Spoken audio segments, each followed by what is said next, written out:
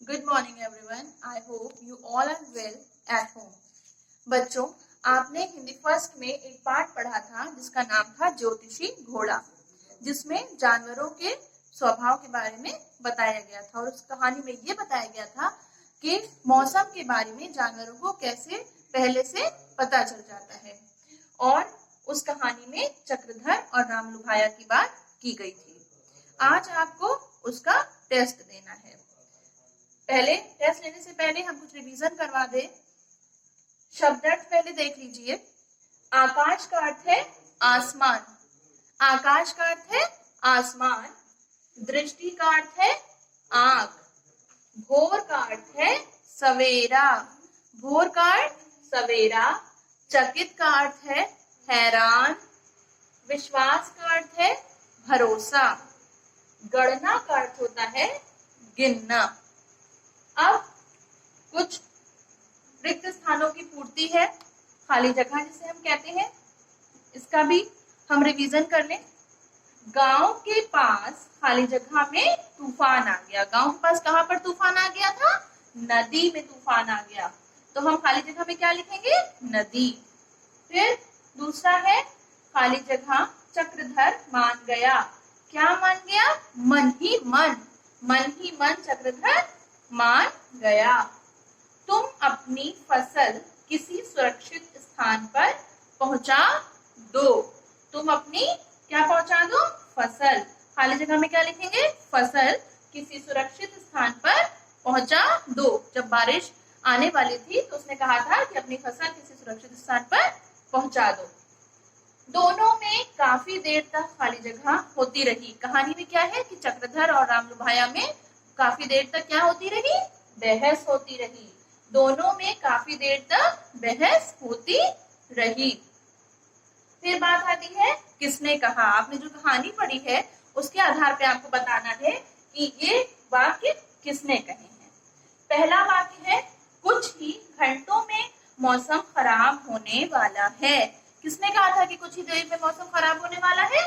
रामलुभाया ने। रामलुभाया ने कहा था कि कुछ ही देर में मौसम खराब होने वाला है। तुम्हें यह सब कैसे पता चला? जब रामलुभाया ने बताया था कि मौसम खराब होने वाला है तो किसने कहा था कि तुम्हें ये सब कैसे पता चला? चक्रधर ने। किसने कहा था? चक्रधर ने कहा था कि तुम्हें ये सब कैसे पता चला? हवा के नाम पर एक पत्ता भी नहीं हिल रहा। किसने कहा था कि हवा के नाम पे एक पत्ता भी नहीं हिल रहा है? चक्रधर ने। फिर ये किसने कहा था कि क्या? घोड़ों की हरकतों से। उसने कहा था, रामलुभाया ने ये कहा था कि मुझे घोड़े की हरकतों से पता चला। तो जब चक्रधर आश्चर्यचकित हो गया था और उसने कहा था कि क्या? घोड़ों की हरकतों से। ये किसने, ये वाक्य किसका था? चक्रधर ने बोला था।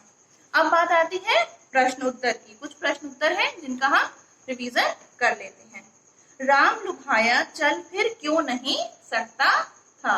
रामलुभाया चल फिर क्यों नहीं सकता था? उस कहानी में बताया गया है कि रामलुभाया इसलिए नहीं चल सकता था क्योंकि रामलुभाया पांव में खराबी के कारण चल फिर नहीं सकता था। कहानी में यह है कि रामलुभाया के पैर खराब हो चुके थे, इस वजह से वो चल नहीं सकता था। तो हमारा उत्तर क्या होगा कि रामलुभाया पांव में खराबी के कारण चल फिर नहीं सकता था।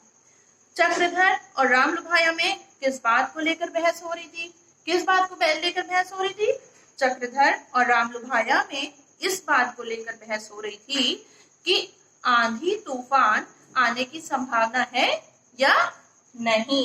एक लोग कह रहे थे कि आने वाली है, चक्रधर ने कहा था कि आंधी तूफान नहीं आएगा, लेकिन रामलुभाया ये कह रहा था कि मौसम खराब होने वाला है।